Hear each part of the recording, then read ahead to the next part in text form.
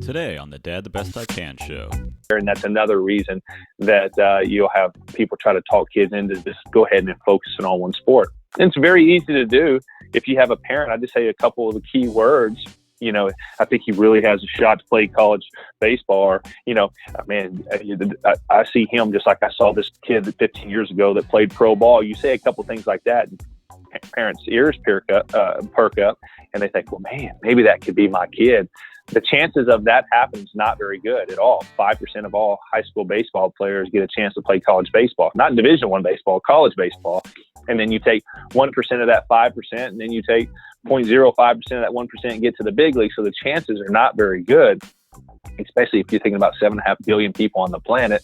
I put it in a calculator one day for my son, just at 500 million. It's as high as the calculator would go. And I say, so here are your chances. And he goes, those aren't good. And I said, yeah, you're right, kid, but there's still a chance. And I said, with your DNA code and the fact that I can teach you a lot of things that other kids may not be able to learn, you may have an opportunity to do it, but you're going to have to put in a whole lot of hard work, brother.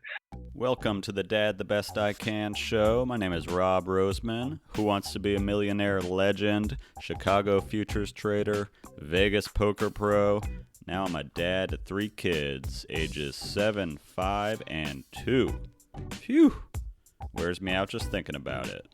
Each week we bring on high-performing dads like you, entrepreneurs like Jesse Itzler, CEOs like David Cancel from Drift.com, athletes like Ken Rideout, best-selling children's authors like Zach Bush, to tell us your stories, your dad tips and tricks to help all of us make it through dad life. We have a brand new website over at dadthebestican.com. Go on over to dadthebestican.com and sign up with your email. It's 100% free, of course. Be the first to hear brand new dad guests and get weekly dad tips in your inbox. Okay, enough out of me. On to today's show. All right, welcome to the Dad the Best I Can show. Today we are lucky to be joined by Dustin Moseley. Dustin is a former Major League Baseball player. He was a first-round pick by the Cincinnati Reds. He is also the owner of Proformance Sports Academy in Little Rock, and he is the inventor of Pro Boards. And, of course, he is a dad. How's it going today, Dustin? What's up, Rob? Thanks for having me. Yes, and Dustin, we were connected by my good friend here, Chris Burnley, who is joining us on the podcast. He is a Little Rock guy, the biggest little town on earth, apparently. That's Say right. hi, Chris. All connected. Hey guys, how's it going? What up, Chris? So where are you calling in from, Dustin? I'm in Little Rock, Arkansas. All right. So with that, we've got every time I hang out with Chris, I hear about more people from Little Rock. He told me about Clinton. He tells me every other time. Why is everybody from Little Rock? Name drop some people here, Chris. Geez, you got a guy like Charles Portis, who is a famous author. He just passed away last week, and he actually, at the time that I was living in Little Rock, he lived right down the hill from me, and I always kind of kept my eye out for him. Never got to see him, never got to meet the guy, but he's the guy who wrote True Grit. And so, he's world renowned. So we got a guy like that. And we've got guys like Bill Clinton, Hillary Clinton. And then of course you got your guy here on the podcast today, Dustin Moseley, former pro baseball player. Scottie Pippen, is he from there? Scottie Pippen is actually from Hamburg, Arkansas. All right. And played for the University of Central Arkansas. All right. My alma mater. Well, yep. Dustin, Little Rock is rocking. So you are a dad. How old are your kids? My son, Cooper, he's 10, and Avery, she is 6. Good ages. Chris, how about you? Chime in. How old are your kids right now? Got a 7-year-old and a 4-year-old. And I got a 7, 5, and 2. So we were all busy in excellent dad fashion. I gave my 2 kids an iPad and a Switch and told them to beat it for an hour and a half. So doing the best we can right here. That's it. All right, Dustin. So we want to talk pro boards and everything, but first, you are a former Major League Baseball player, and you're going to tell us all kind of tips for helping coach our kids. But can you tell us a little bit about your backstory, how you came up? Yeah. I grew up in Texarkana, Arkansas. My mom, Sharon, my dad, Terry, had a little brother named Dylan. He's 4 years behind me. And we grew up. I always tell everyone we always had enough. We didn't have anything more than that. I think my dad bought our house for like $3,000. He put some money into it with my uncle. He did carpentry work early on before he got involved with the fire department and became a paramedic. And man, it was a neighborhood that was super diverse. There was a lot of kids that parents were kind of questioned whether or not they want them to spend the night with us or not. But it was a great neighborhood. It was in not the greatest part of town, but we had some land with the house. And man, we just played basketball, football, baseball. It's all we did. Again, we didn't have a whole lot to keep us inside, and the house was small, so we spent most all of our time outside. And mom and dad were just highly involved in our life. Both of their stories, are kind of the typical Texarkana stories. We're just kind of going through hard times and coming up, meeting each other, and wanting to create something different for their family moving forward. They had a lot of brokenness early on in their lives, and so that's what we did. We did sports. We didn't hunt. We didn't really fish. We did that a little bit later in life, and we got going. I played every sport you can imagine growing up. I was always, a little bit better than most people. As my athleticism and coordination was better, but that's what we did every day. Developing skills and doing that. My little brother the same way, and get to be a senior in high school. Actually, my junior year, I get recognized in North Little Rock by a guy named Alex Slattery, and he sees me and asked my parents if he could take us and 3 other guys in his forerunner. I think it was the following day to Chicago to try out for the area code team for the White Sox. So my dad was like, I don't know who this guy is. He had to do a little background on him. We jumped in that. He gave the okay. We jumped in the forerunner, drove down there. I made the team. A couple of weeks later, we went to Long Beach State and played in the area code games. And when I got home, I went from having a couple letters that were just kind of like invitations to camps. It's more of a moneymaker for the colleges than anything, to having multiple Division I schools on the answer machine by the time we got home. I think it was like 18 or 19 schools, and ranging from North Carolina to Arkansas to LSU, A&M. I mean, the list goes on. And then everything started flooding in. I go from nobody to now they're projecting me to be a potential first-round draft pick after all the word, and they saw the stats and other videos and things like that. And my very first game, my senior year, there were 33 scouts in the stands. I think probably more than there were fans on our side. And the next thing you know, it just took off. I pitched so well my entire senior year, committed to the University of Arkansas. And, when June came, I got drafted by the Cincinnati Reds, the 34th pick overall. And we ended up deciding that school was going to be the best fit for me. Man, that is incredible. So were you a pitcher since you were a kid, or were you playing everything? I always wonder. It seems like everybody that makes the majors is an incredible athlete and they play all the positions. How young were you pitching? Yeah, so I started pitching when I was 10 years old. But I was a quarterback. I played until my junior year of high school. I played basketball all the way through to my senior year. We played golf. We played soccer. I mean, we did everything sports-wise outside that we could. I mean, that's just what we did. And Dad was super hands-on with us. And I grew up. My dad was. I talk about this, trying to find a balance for parents and even for myself. Sometimes it was very performance-based, which can be really tough on a kid. Can create real resentment between he and a parent or she and a parent. And you have to be careful with that. There's got to be a balance. And the way you balance that is that if you're holding me accountable and you're staying on top of me and we doing all those things and I'm putting the work in, then you also have to affirm me at some point in time. It can't always be like, I told you so, or if you do as I told you to. There has to be that place where you feel that they're proud of you, that you're making headway. Me and my brother are a little bit different. I want to do anything and everything I could keep my dad off my ass. My brother would like purposely do stuff to keep him on him. So if my dad asked me, hey, did you work out today? Yes, sir. Did you throw today? Yes, sir. Did you dribble today? Yes, sir. I don't want him to judge me any form or fashion. And I'm telling you, when I talk about performance based, it could be how I mowed the yards, the lines, how well it was weed eated. Did I wash everything off? Was the water hose rolled up? All those things. You think he'd been like a military guy, but he wasn't. But that's just how he was. Looking back at him, I mean, I'm eternally grateful for him raising me that way, because now I'm mentoring young guys, got people working for me, and they were raised the opposite way, and it's really, really tough. Criticism, any type of information, is tough for them to take on. They take everything personal. And so growing up that way, I figured out it wasn't personal. It was just something that he wanted us to do. There was a standard, and you either lived by the standard, or you dealt with repercussions every single day. So I decided to take the easy way and do everything I could to keep them off my ass. And for me, being an athlete and then developing that work ethic, due to my dad being extremely tough on me. But then I had my mom, where she was kind of yin and yang, man. My mom was a super compassionate, love on you, pick you up, affirm you. So I had a great balance with parents. And it's interesting how, you say opposites attract. My mom and dad were very, very much opposites, but it worked. And then everything just came together. You take all those pieces of accountability, plus the work ethic, plus end up being 6'3", being pretty highly coordinated. You put all those pieces together, and God having a plan for my life, and they end up being a first-round draft pick. There's lots of pieces that have to go in there, and for me, they all came together.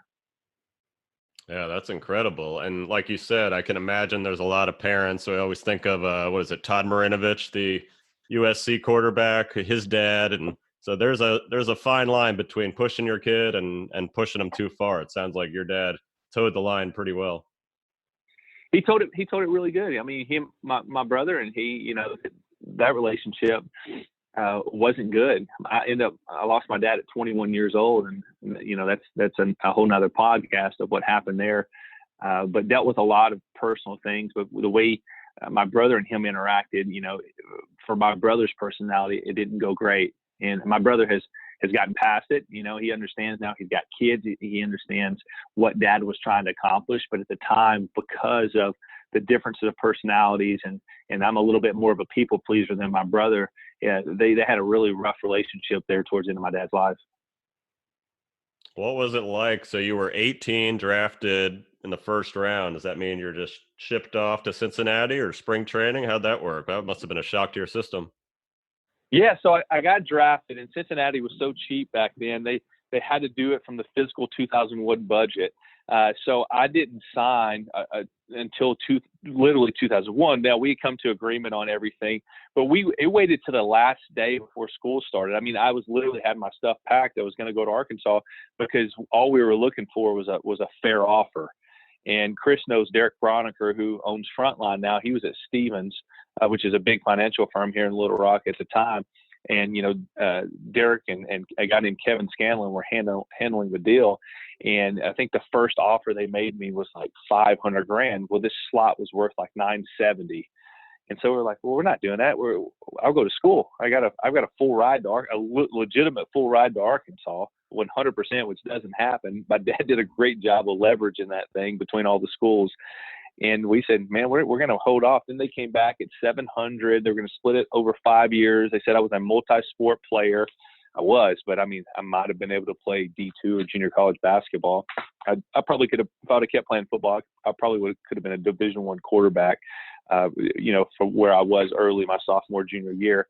But anyways, we said, well, that's not going to work either. We're not going to divide the money up over 5 years and all this. And they're just trying to find any way to get me signed. And then we stuck to our guns. And then the day, I can't remember exactly what day, August something, we're going to, heading to school. And they came and said, we'll give you $930. And I went, prayed about it, thought about it, what I wanted to do. And it's a good thing that I made that decision, because some of the things that happened in my personal life and within my family within that next 5 years, if I wouldn't have had that money, I'm not sure where our family would have been after we lost my dad. Yeah, that's a lot for a 18-year-old to handle. So it does sound like it's good that you had the support of your family. I'm sure not every athlete has that when they're going pro. Yeah. And so after that, we got everything signed. I went to instructional league. They called me Jimmy Bonds for James Bonds, because no one was supposed to know I'd signed, because I was signing the deal in 2001 and they had certain rules and things there. And then 2001, I went to spring training and went to Dayton, Ohio for my first year. And so we went from like 50, 60 people in the stands at Arkansas High, maybe more sometimes, state championship, things like that, state tournament. And then we had 10,000 a night in Dayton, Ohio. So it was quite a change for a young Texarkana kid. So you were then you were called up. What were you called up for the Reds, or you got traded by then? Yeah, so I played with, let's see here, I was in A-ball in 2001. I went to high 2002, got called to Double-A in 2002, was pitching well. 2003, I went, started in Double-A, got to Triple-A. So 21, I was in Triple-A. That next year, they did a big trade with the Atlanta Braves, brought in a lot of older guys that filled up the Triple-A roster. And I think I had like a 2.65 ERA my 2003 at 21 years old, but they sent me back to Double-A, and then went to Double-A, Triple-A. That winter, I went and played in the Arizona Fall League and got a call that I'd been traded to Anaheim Angels is what they were at the time, so LA Angels now. And so 2004, 2005, played with the Angels, got hurt. 2006, got healthy, and had a great spring training. Got called up, and let's see here, it was in July. Made my major league debut. Got a win.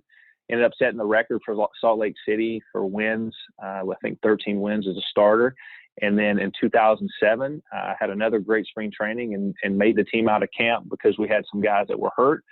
Stepped in, filled a role, started long relief, mid relief, everything you can think of, and I never came back in 07. And then moving forward to 08, in the big league, so sophomore year, struggled. 07, I had elbow surgery, probably came back a little too fast for that. Up and down between 08 and 09 with the Angels, with that and injuries, got non-tendered. And then I signed a free agent deal with New York Yankees. Got to the big leagues with the Yankees in 2010, 11, and 12. Played with San Diego Padres. And 2011, actually solidified myself as a major league starter. Got to start and pitch really well. Again, the injury bug hurt me. 2012, my very first start, made a pitch to Matt Kemp, felt something in my shoulder, and ended up having surgery 2 months later. And I rehabbed for 2.5 years, created Proformance in the midst of all that, went back in 2014, pitched for a couple months. The shoulder couldn't hold up, and so it was time to retire. So that is the super quick cliff notes of what happened over the years. Yeah, that's crazy. I mean, you hear all these guys get traded and moved around, and I guess you didn't have a family then. This is pre-kids, but what's that like not knowing where you're going to be week to week and just bouncing around the country? Yeah, you just didn't know any better. I tell people all the time, you just lived in a bubble. It's been kind of a tough transition once I finished up playing ball, is because everything you're just catered to, everything's done for you. You come home in the offseason, you have 3 or 4 months, and you kind of have to have true responsibility of everything that's happened in your life. And, for a lot of players, especially baseball players, because baseball players seem to be much more lazy than some of the other sports. You can just kind of get by with just pure ability. And so it's really tough for guys. And for myself, I had kind of a backup plan. I was always thinking ahead and reading, and kind of always had this entrepreneurial spirit, and was making and selling stuff when I was young. And I kind of knew what I wanted to do.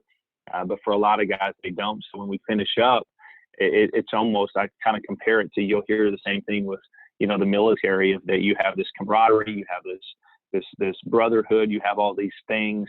Obviously, you can't lose your life in the game of baseball. I mean, if you took a foul ball or a pitch back, you could, but not something like the military where you could potentially sacrifice your life. But it's the same thing when you come back. You get reintroduced to the real world and all these things, and you're no longer this professional athlete. Now, you used to be, but it's different. When you are that, everyone sees you and treats you in a certain type of way. And a lot of people say, well, it's not it's what I do. It's not who I am. I'm trying to, it's not truly my identity, but it is your identity. And as much as people want to say that it's not while they're playing, that's easy to say. I was the guy who's like, I would rather have my hat down low and just sit in the cut and, be polite and nice to people. If they never knew, I don't want to tell them it's not my MO, as Chris can tell you. But at the same time, it puts you up. It's a platform. It's a pedestal that the way people see you and the way people treat you. And when you get thrown right back into the mix of everything else, you're kind of like, okay, who am I? What am I supposed to do now? Where do I go? My whole life since I was, 10 years old, 9 years old, I wanted to play in the major leagues, and now I can no longer do that. I did not retire because I wanted to retire. I had to retire because of an injury. So that you're mad, you're kind of mad inside. There are many days and nights that I would kind of cry into my pillow that nobody even knew about, something that, we don't talk about. Men aren't supposed to do this. And the other thing is no one cares. Hey, you made a couple $1 million. You played in the big leagues. You were able to do, something that less than 1% of people in the entire world will ever get a chance to do. No one really gives a shit that you're struggling right now. But this happens with a lot of athletes, and you see it happen. And then the media usually, calls us out. Lamar Odom, you think about it, this guy was a good guy, lots of good things that goes on. He's candy. He likes to eat candy. That's his only kind of vice or habit or that anyone knew of. And then all of a sudden he's, caught at a brothel with a bunch of cocaine and hookers. And you're trying to replicate the feel of going out there to that field. And that's why I say with sports is that you always feel something. You're always feeling an emotion. You're either happy, you're mad, you could be sad of a loss, that anything that happens, you're anxious, you're nervous, you're fired up. I mean, there's always an emotion going on. And then when you get through playing, you're like, okay, we have a child. Oh man, amazing feeling. You feel that, you feel all those pieces, emotions. You have sex with your wife, you feel emotions. You go to the casino and you play some cards and you put a little bit too much money out there. You shouldn't, but you feel something. So, you're trying to find that piece and fill that void from what you've always wanted to do, and having all those emotions all the time, and then trying to find your place in this real world where everything almost seems boring now compared to what you got to live in and be blessed with. So you're then trying to find your place of, all right, what do I do? How can I fulfill that piece? And for me, it was performance and pouring into the kids. I think that it was a saving grace for me, because the mindset where you are when you have a significant injury like that, where you're going being on top of the world, signing a $2 million deal for me, which was my biggest deal, to no one even calls you, checks up on you a year later, other than just your friends or family. It's kind of heartbreaking. Yeah, that's all. I mean, you do hear about these guys, and like you said, the media, they love to tear everybody down once they're gone. But I mean, do you have any support? Are there any peers that you can talk to that had retired at the time, or are you kind of just like on an island? No, you're on an island, man. Major League Baseball, there's nothing in place, or nothing that it's passed out to us. The formal retirements. I mean, if you're big time, mine was just retired. There was nothing more to it. But no, there's nothing really in place for anybody. There's a huge amount of struggle for lots of players, because again, that's what they want to do their whole life. They can no longer do it, and now they're searching for who they are. Where's their identity? So you can do one of two things. You go find a counselor. I got counseling through a couple different groups. I joined a thing called School of Man that helped me work through a lot of things. Cole Rogers was a big part of helping that. A guy named Tim Craig that became kind of just mentors of providing, more of a manly base, I guess you would call it. And what does that mean? I mean, we had to read books. We had to show up 5:30 in the morning. We had to do different crucibles and different things to test us, make you get uncomfortable, make you feel something. And that's the place, is that when you come out, for so many people, we just want to get comfortable. We just want to settle. We want comfort. And we're in a society these days that is the biggest thing. That's why everybody bitches and complains about anything and everything, is because it's so comfortable. We don't have to hunt for our food. We don't have to have hand-to-hand combat for things that we need or want. I mean, you go to jail if something like that happens. So there's all these pieces from a man perspective of having this kind of inner warrior piece of you that we can watch any movie that has these characters, and we want to be those superheroes, right? And so you're trying to find your place through all of it. And for me, doing the School of Man, reading books, I kind of kept everything to myself. I got burned a couple of times of opening it up to people about certain things, and it was kind of used against me. So I just suppressed all those pieces, and I've got journals laying around, and I would go on walks. I would just try to figure things out on my own. But again, the kids helped me. Talking to the kids, seeing them and their intentions, and them putting forth the effort, me being able to hold them accountable, and me holding them accountable would then make me an example, and I have to hold myself accountable. It's kind of like being a pastor of a church. You're going to have you're going to be tempted by all the same things the world's tempted by, but the accountability is to your congregation, to your people, to not be a hypocrite. So those are big pieces that help me. Yeah, I mean, that's empowering to hear because, I think everybody feels like they're going through stuff, and we think these professional athletes, maybe they're immune to it, but everybody's going through something, and you got to find support. And like you said, I think it's a lot harder for guys and dads to seek that out. So that's a good suggestion, maybe to find a group, find some kind of camaraderie that can help get you through that kind of stuff. Yeah, for sure. I mean, one of the biggest things that I miss when people talk about D, what is it that you miss? I miss the camaraderie and I miss competing. Mm-hmm. That's the two biggest things is that you ask anybody, no matter what sport we play, you and I right now could go play pickup basketball and you may beat me 5 of 5 games and there's going to be a 6th game and there's going to be a 7th game and I'm going to continue to play you until we're dog tired. And then I'm probably hollering at you the next week or the following day going, you want to hoop again. I mean, that's just part of it. But I think that's what drives people to get to that level.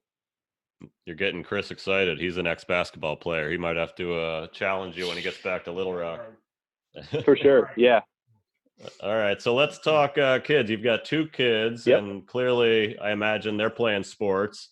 And Chris and I have got a couple kids that are just starting out in baseball and softball. And we're already seeing the parents getting involved, the coaches, the specialization. There's a lot to untangle.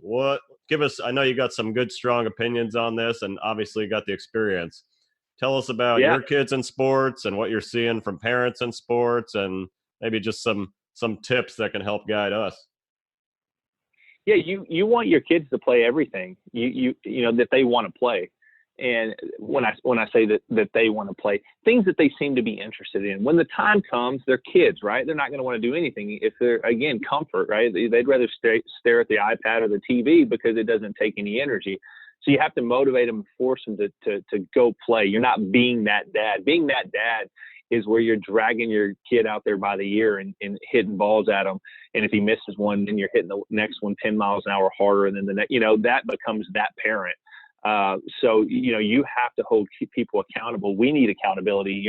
Our wives hold us accountable to not go out and hit the streets and do what normal men that everyone has that idea of, oh man, I wonder if we test the waters, all those things, but there's accountability. The same thing with your kids is that you want to keep them on the right page and you're going to have to motivate them and get them going. But when it comes to sports and specialization, it's something that hurts our business for about 3 months every single year when baseball season ends and football seasons begin.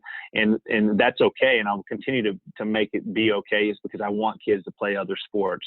And most businesses like ours that are predominantly baseball athletes, they don't care. They want to tie you into a year-round program. They want to talk you into this because it's just about $1. It's not about the well-being of your child. It's not about truly taking care of them. There's a lot of programs that are starting to lean more our way, which is good. You're having guys come back that are retired playing or finish up coaching, for many years in college and have kids, and they're seeing it happen to their own kids. They don't want it to be done to their kids. And once that happens, it becomes a little bit more personal. And you understand a little bit better. So we're seeing that, but we want kids to play everything for a couple reasons. Number one is when they get into high school, you want them to have less free time on their hands so they can't get in trouble. The second piece is that if you specialize too early, if they're playing 3 sports, 4 sports, you don't know which one they'll be the best at they could potentially get a scholarship for. So you want to keep the doors open and have them playing everything as long as possible.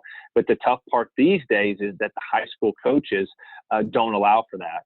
They want you to specialize because they just want you, because they want to win, because they want, to have their chest puffed out and their ego up. And so that's a tough part. And then a lot of times the coaches don't get along with each other. The baseball coaches don't communicate with the football coaches don't communicate with the basketball coaches.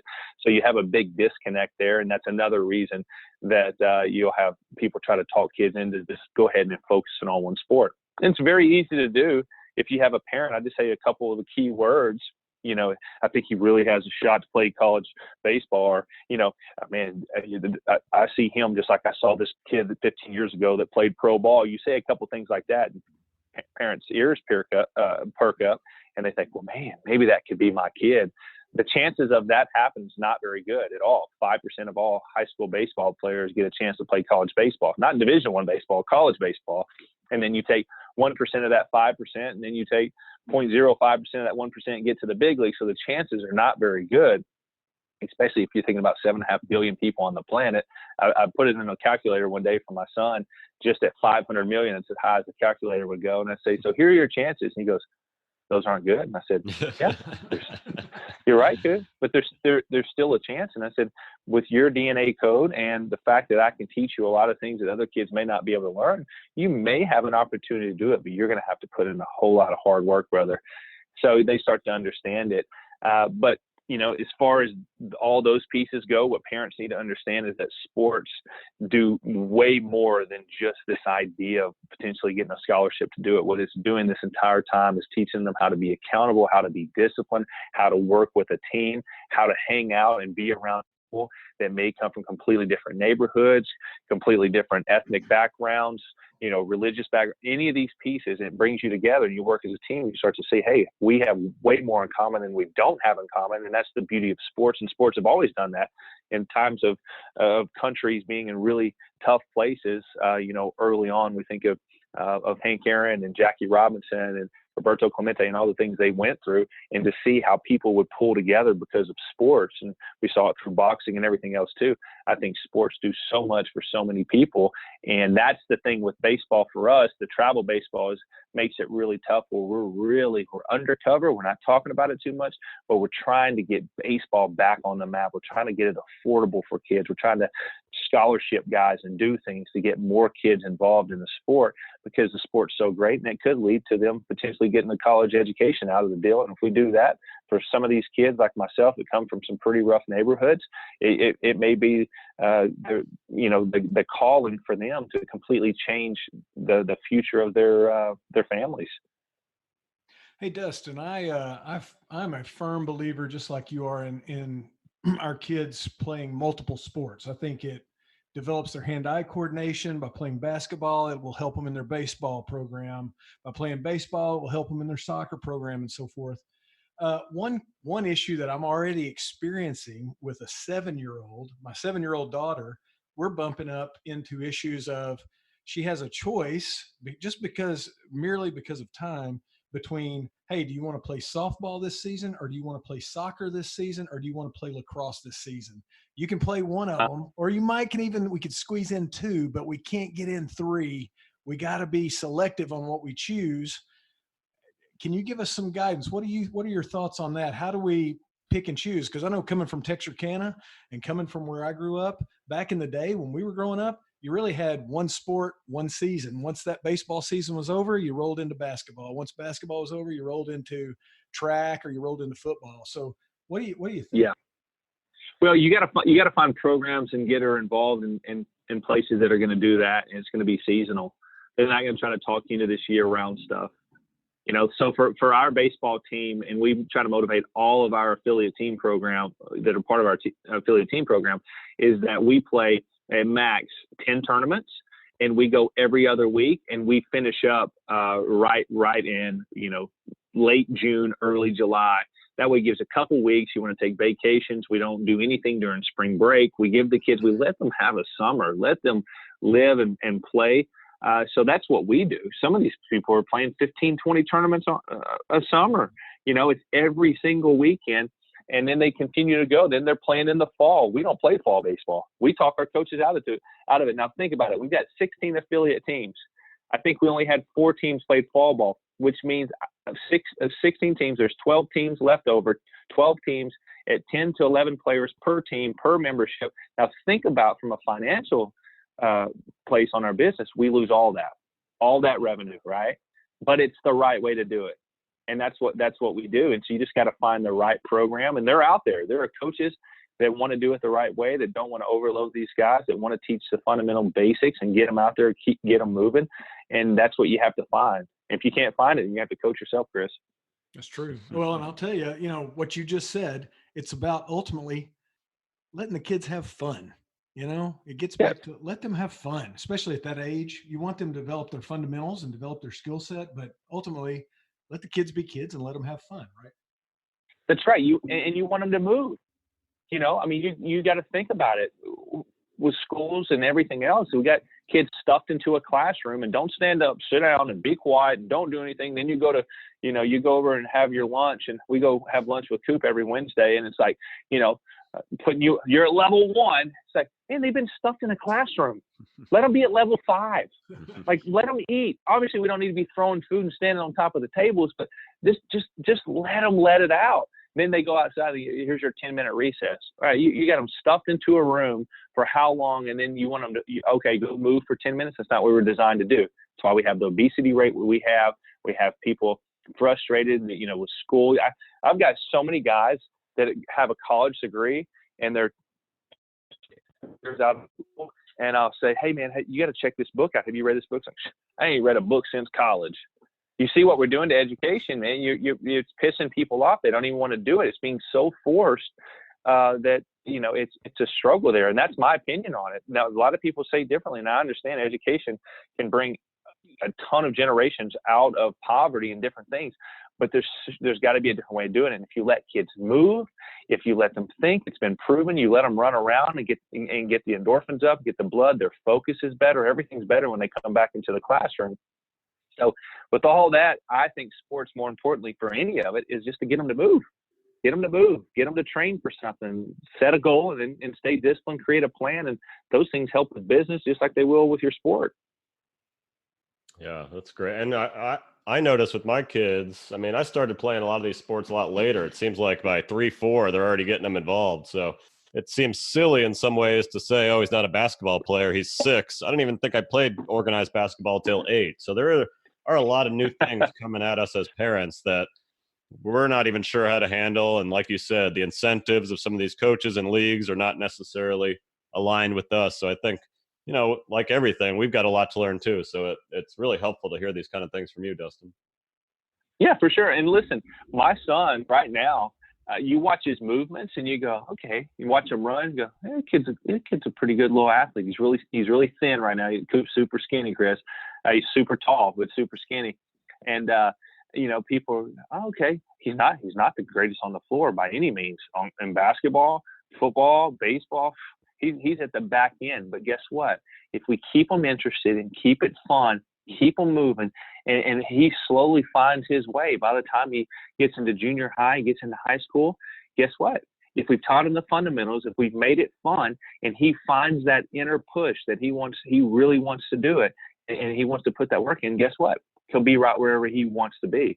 But it's up to the kids as well. That's where you hold them accountable. If some kids come out of the womb. I was one of them where it's just like, that's all I want to do, eat, breathe sports. Some of these other kids, it's not necessarily the case. But guess what? That's okay too. Because guess what? If you wanted to be a doctor, or you wanted to have your own podcast, or you want to be an entrepreneur, any of those things you can do for a really long time. Sports, there's a very small window. So I'm never going to push it super hard on Coop. Like, you got to do this. And if you don't do this, no, man, let's see what happens. But stay dedicated. If it's something you want to do, I'm going to be here to hold you accountable. I'll be willing to spend the money to help you get instruction, whether it be basketball or football, something outside of my expertise. But we're going to get you going, and then it's up to you. But at the same time, what's the backup plan, Coop? What is it you want to do when the sport's in? And that's something that's never taught to these kids, because the parents don't think it's ever going to end. They never did it.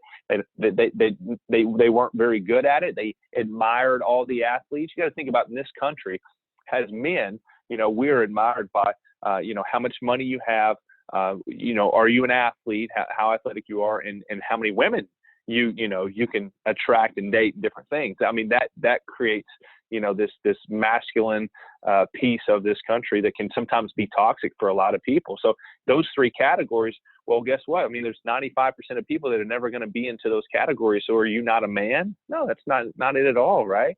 But those are the pieces that are broadcasted and taught, and women buy into that too. They saw the jock athlete in high school, and now their son's pretty good, and they remember how popular he was, and we want to be that. And then the parents attached to it, because maybe the parents weren't super athletic or super popular, and they remember in high school or in college of how those people were seen, or how they projected those people.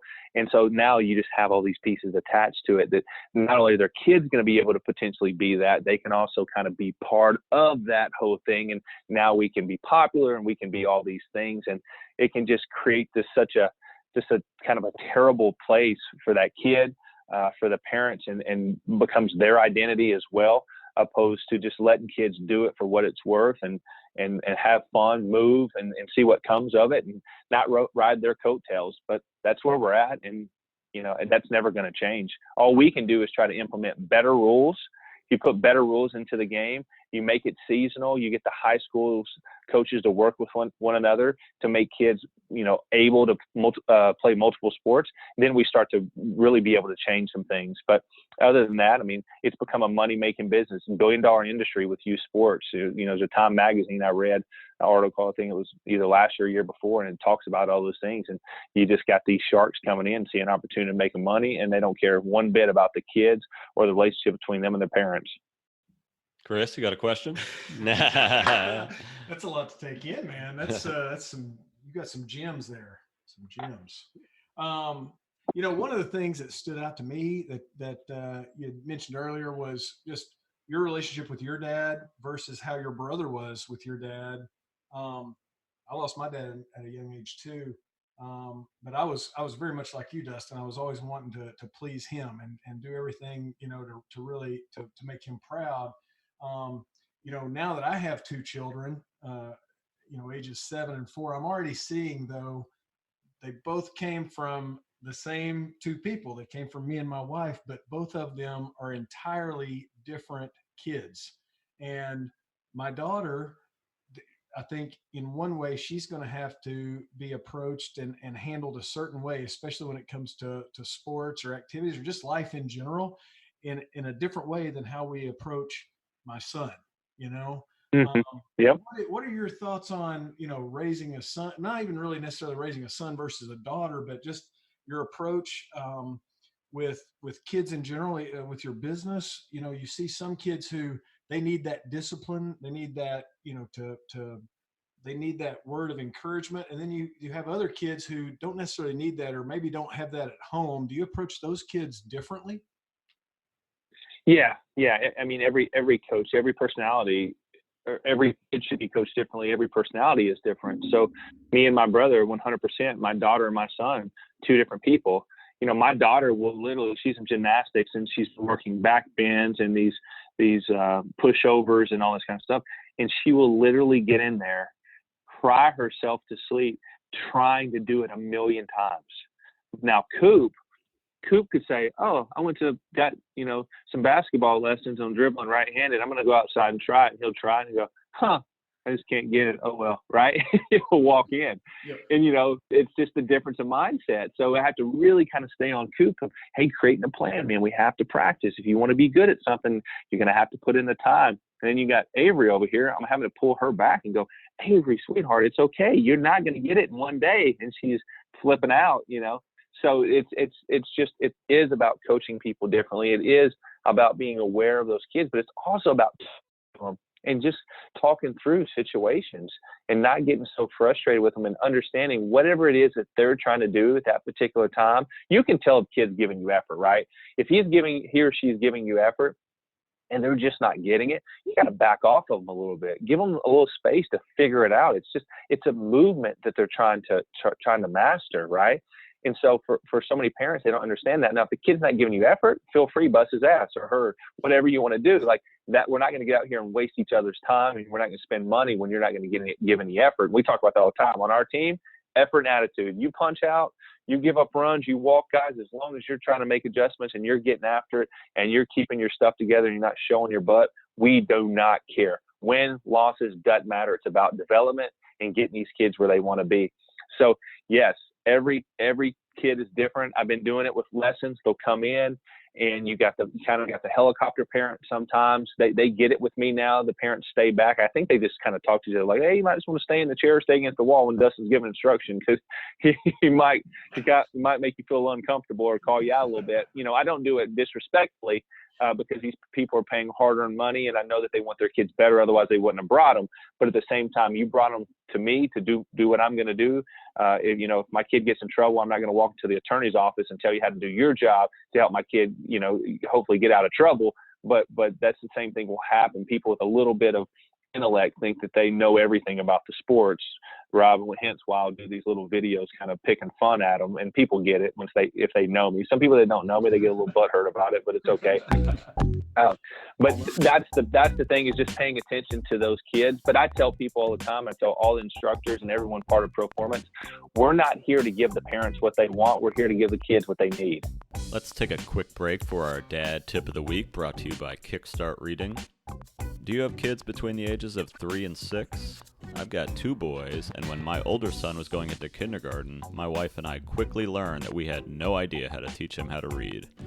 We found Kickstart Reading and watched one 2-minute video together, and you could see his confidence take off. Bonus, I felt like Dad of the Year.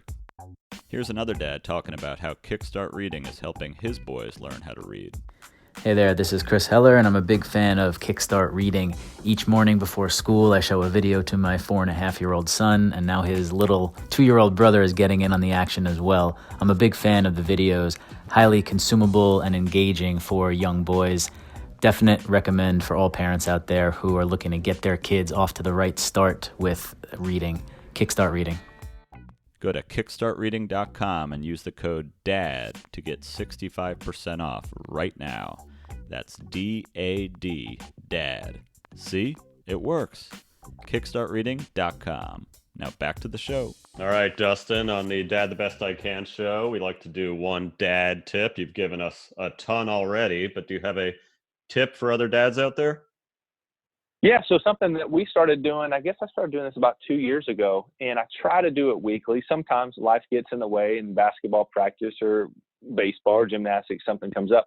But, I started it with my son. I think here soon I'll start it with my daughter. But when Coop was 8 years old, I started having I call it a boys' day.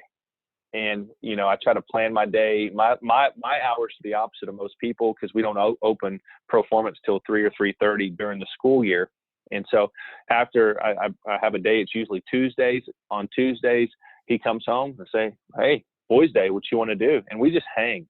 And I try not to put anything on it. Say, well, we have to go throw and we have to work out, or we have to go, I just say, "Hey, what do you want to do, man?" Where we end up most of the time? Baseball card shop, which is kind of cool, because that's what I grew up doing. Oh yeah. And we go to baseball card shop. We'll go grab some food. We'll just hang wherever he wants to go. We might end up at a movie, and my wife understands it, and she knows it. And at first she was like, I want to go. I'm like, hey, this is, he's getting to a place where he and Dad need to hang out. We kind of talk through things, and it could be anything. And just go out to eat and sit in there talking. Leave your phone in the truck, just throw it in there. Tell your wife or whoever that potentially say, hey, I got an hour or 2 hours, or turn your phone off. That's one of the biggest things, especially with businesses, is that someone's always needing you and needing you to solve a problem for them. But you just try to turn that off and just spend true time. And you could end up at the park, you can end up anywhere, but just take a day out of the week or every other week and just push it aside, because all the other stuff in this life that we're chasing and trying to do that we think is so important, it's not that important. It really isn't. That your biggest, reward one day, and just we say like accomplishment is one day when your kids are successful in doing what they want to do, and you've raised them the right way, and you've taught them how to be polite, and they're giving back, and they're going to leave the world better than they left it, or than they found it. So that's what we want to do. And so having that day, I'm going to have to start doing it with my daughter here soon, and have Carly do it with her when she gets a little bit older. But I think it really just makes you kind of get grounded again and understand what we're here to do and why we had kids. Yeah, I like that tip a lot. And I like what you said about kind of with so much structure and scheduling going on in our lives, to at least pick a day or an afternoon where it's just let them pick, anything goes. And I think that just creates a balance that sometimes we lose as parents and kids. Yeah, and listen, I'm gonna go ahead and warn you. You might have to put like a timer on it, because you're gonna end up at Target staring at the toy store aisle for 2 hours. Yeah, oh yeah. Chuck E. Cheese is they'll sit there for hours. You're like, Coop, come on, bro, like figure it out. All right, Dustin. Before we let you go, are you up for some rapid fire questions? For sure. All right, we got to do a little sound effect to get you fired up. All right. Dustin Moseley, what is the first car you ever owned? old Toyota. Wasn't a Tacoma at the time. It was a 4-cylinder, just a smaller. It was an extended cab truck. I remember saving all my money up from mowing lawns and bought some rims and tires and some speakers that eventually got stolen because my neighborhood was a little rough. What is your favorite meal to eat for dinner? Man, my favorite meal to this day, my mom still does it on my birthday, and I'm 38 years old, is chicken tenders, mashed potatoes, and gravy and cream corn. What is your favorite movie of all time? We'll start with drama and then comedy. All right. Man, I'll tell you, this one's going to be out there a little bit. The movie 300. There's a lot of pieces in that movie that spoke to me at a particular time in my life. So, what is it? Gerard Butler, and a couple other actors in it. But yeah, would that be considered a drama? Oh yeah, that's a good one. How about comedy? Okay. Comedy, The Hangover. That's a good one. Classic. Favorite live concert you've ever attended? Garth Brooks, and I'm not a country guy. All right. I like to ask a lot of the guests, if they were a Major League Baseball player, what would their walk-up song be? And for the first time, we actually have a Major League Baseball player. What was your walk-up song? All right. So I've got a two-piece to this. One, when I went out, one of my most favorite songs was in San Diego. Love San Diego, by the way. I hope to one day maybe be able to retire there. After I've made all my money, so California can't take all of it. The Dirt Road Anthem by Jason Aldean. All right. That was one that I came out to, when I warm up in the first inning. Now here's one.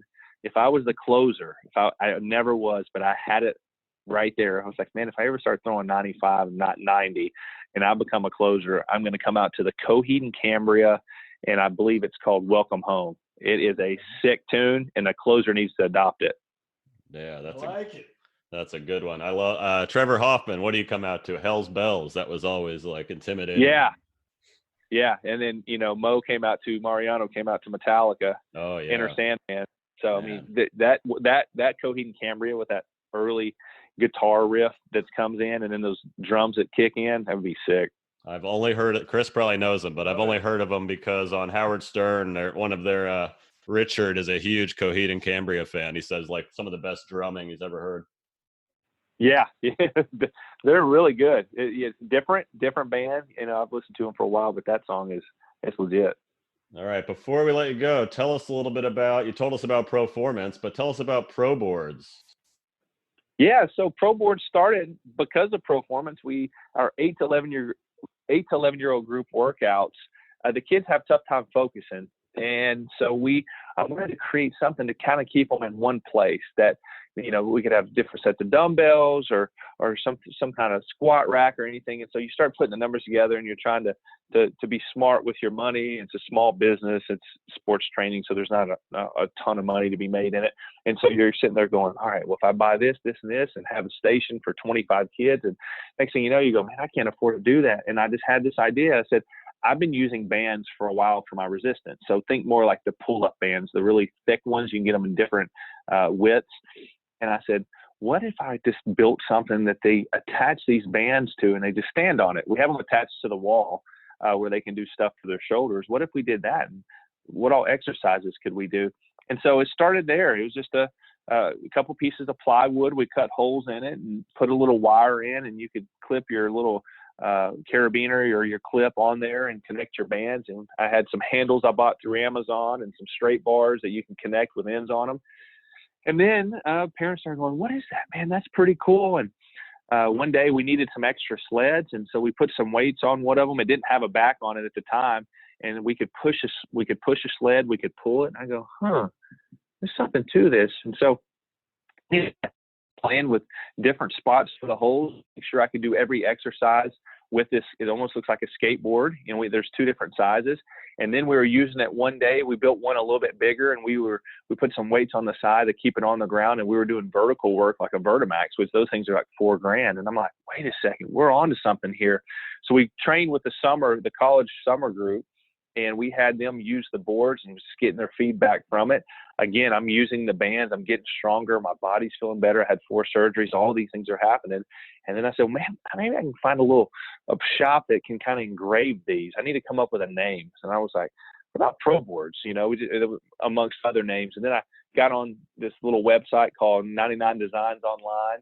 And I had all these people create logos based off some ideas that I had. And we came up with the logo. I found a CNC shop that were able to engrave my boards. I then moved in. I released some space from them. So I'm not having to transport boards back and forth to finish them. And then I was like, well, I can stain them colors. I can put people's logos on them. And I can really personalize these things. And I can do it and make it pretty affordable for people, where they literally have a gym right there in their board they can take anywhere. I mean, we could be doing curls and shoulder press and squats and lunges and anything you think of right now while we're doing this podcast, standing on this board. And your body weight keeps it down. And that's how it took off. And we sold 150 of them last year. And I think we started selling them in, July or August. So it's something that's taken off, and we got pro guys, getting them. We're putting their autographs on them. We're doing the color of their teams, because we don't have any licensing agreements yet. And it's just grown into something out of nothing. It's become its own little business. Dustin, it's really cool. I've been following it on Instagram, and I remember when you and I met, you had just moved back to Little Rock, and we were talking, and you were trying to kind of debate your next move, and you hadn't even come up with Proformance yet, and definitely you hadn't come up with Pro Boards. And man, you've done so good, after retirement, man. So impressed with what you've accomplished. Where can people, if they want to check out your Pro Boards, do you have a website, or is there a phone number they could call if they wanted to buy one? Where can they find Pro Boards? Yeah, so they can it's proboards.com. So PROBOARDZ.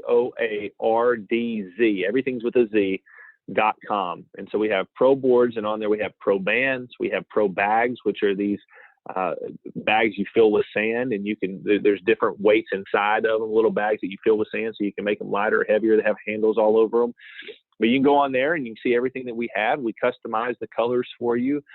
We have certain colors that come stock, and then if you want to do more than that, we can do whatever you want, and we can get as expensive as you want to get it. I've got a high-level artist who's my brother-in-law, is one of the best in the country, if not the world, in my opinion. You've probably seen some of Tyler Arnold's work, Chris. It's if you haven't, yes, it's unbelievable. It's unreal how good he is. So, yeah, Tyler did Coop wanted a Major League Baseball board, so he wanted to look like the front of a baseball on the board, and so Tyler hand painted that for him. So we can do anything and everything, but the best way to do it is go to the website, or you can check us out.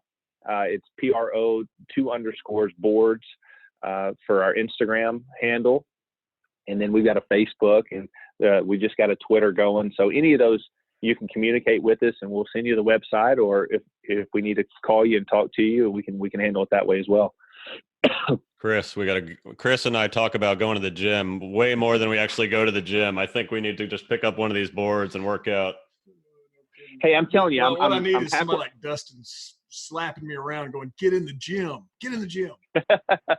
Well, here's the thing. So you don't have to get into the gym. That's the beauty. And this thing is really taken off for people our age, where they're having really, really great results from it because it's consistent.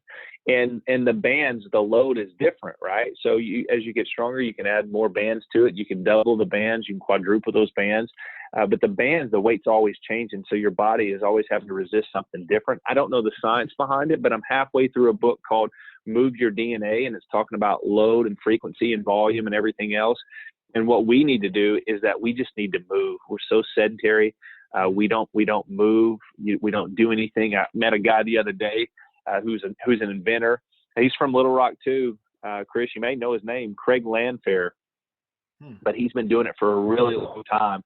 And he came and looked, and he's super fired up about potentially working, collaborating on some stuff. He's got some bars and some handles that work with bands to be a great addition for Pro Boards. But he said he'll go to Asia, and certain places he'll go out, and in the park guys are out there doing Tai Chi, and the guys are 90, 95, 100 years old, and they're going to these crouches, and they're moving and they're flowing. And he told me about the book, and I've been reading it, and it makes a lot of sense. Of, you see people over here that are 90, 95, 100, if they're even up moving, and when they move, their walk's really, really short, and they can't go anywhere because the body is just trying to protect itself from getting injured. Where these people, they're not lifting heavy weights, they're not doing any of this crazy stuff, but they're just moving their body the way it was designed to be moved. And they're still functional and they're still healthy. And that's the thing for us, and the thing I think about all the time for our athletes is, how do we keep them healthy? How do we keep them mobile? And then even for the parents and the other side for pro boards is, how do we get people just to move? And it's just like, hey, 10 minutes. Let's start there. Something very simple, 10 minutes. Hey, just go take a walk. You don't have to even run. Let's do some normal things to move. And when you get into working out, once you get in it, it's tough to get out. But when you're out, it's very tough to get in, because you have all these like high level expectations of what you're supposed to do and how you're supposed to look. And what we need to do is we just need to get back to, it's about how we move. Let's get ourselves moving. Everything else will take care of itself. But we want to be 75, 80, 85. If we happen to be blessed to live to 100, I want to be 100, but I hope I move the whole time. If not, 60 and I can't get out of bed or anything else, then I've already talked to my brother and other people about what I expect them to do for me. I don't want to be here. Right. No, that ain't living, man. Right. Dustin, fantastic. It was a great interview. You can follow Dustin on Instagram. I really recommend it. He is hilarious, and he's giving you all kinds of tips for pitching for your kids, throwing, everything, and a lot of comedy there too. He's at Dustin Moseley 26. Dustin, thank you for being on the Dad the Best I Can show. Rob, I love it, man. I appreciate you doing this. This is good. All right, and thanks to Chris too. Little Rock represent. Yeah. Glad I could link you guys up. All right, we'll talk soon. For sure. All right, talk to you later. See you, Dustin. Take See you care. guys. See you, Chris. Thanks. Thank you guys for listening to the Dad the Best I Can show. Go take 5 seconds, hop on over to dadthebestican.com and sign up with your email to get weekly updates, dad tips in your mailbox. Get your questions answered on the show. That's dadthebestican.com. If you enjoyed it, please subscribe and leave us a 5-star rating on iTunes or Apple Podcasts. Actually, 5 stars. We could do better than that. Brooks? Infinity stars. Cameron, how many stars? Infinity 1,000. Infinity 1,000. You gotta one-up them in this household. Thanks. See ya.